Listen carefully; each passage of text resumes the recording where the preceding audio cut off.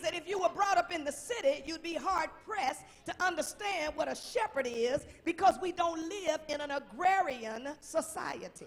But if you read the Bible and you are familiar with Israel's culture, you find out that shepherding was a rich and complex notion. In ancient times, shepherds were often nomads who spent days at a time in the field. They looked after the flock. They looked after the sheep's every need. It was the shepherd's job to see to it that the sheep were fed, that they were watered, and they rested. Shepherds and shepherdesses. There were women who were shepherds. Jethro's daughters were shepherds, and Rebekah was a shepherd. So there were shepherds and shepherdesses. They protected the sheep from predators, and at times they laid their lives on the line for the sheep. But most of all, shepherds and shepherdesses protected sheep from themselves, from their own foolish mistakes, from their tendency to wander, from their bad habits of getting in tight spots.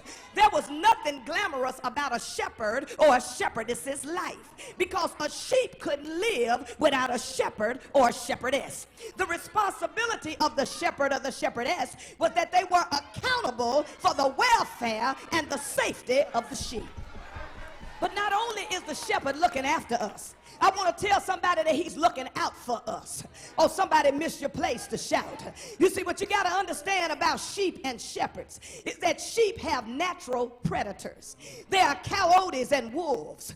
They are foxes and bears. They are dogs and eagles. They are bobcats and mountain lions. And all of these enemies are vulnerable, make sheep vulnerable to predators, because sheep are basically defenseless, and they have no means of protecting themselves.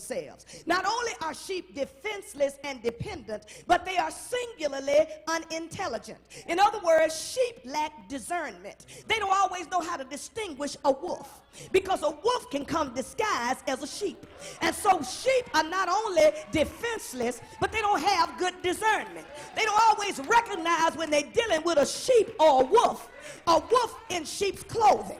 They are prone to wander, and they are unable to find their way to the sheepfold when they don't see the sheepfold in sight, because not only are they defenseless and vulnerable, not only do they lack discernment, but they can't see real good. So they end up stumbling in some places and get their head in some mouths that they can't get their head out of. I don't know about you, but some days I feel defenseless, and some days I feel discouraged. But I thank God that I don't just have a shepherd that's looking out for me, but I thank the Lord that I got a shepherd that's looking for me. I thank God that I got a shepherd that's not just looking after me, but I thank God for a shepherd that's always looking out for me.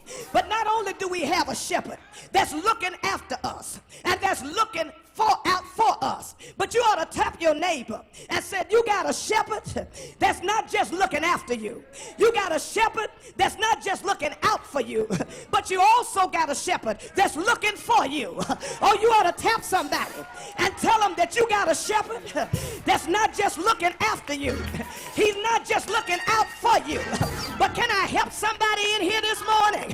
Can I throw my head back and declare in the presence of these witnesses that he is looking for you? Don't you hear Jesus saying, suppose you had 100 sheep.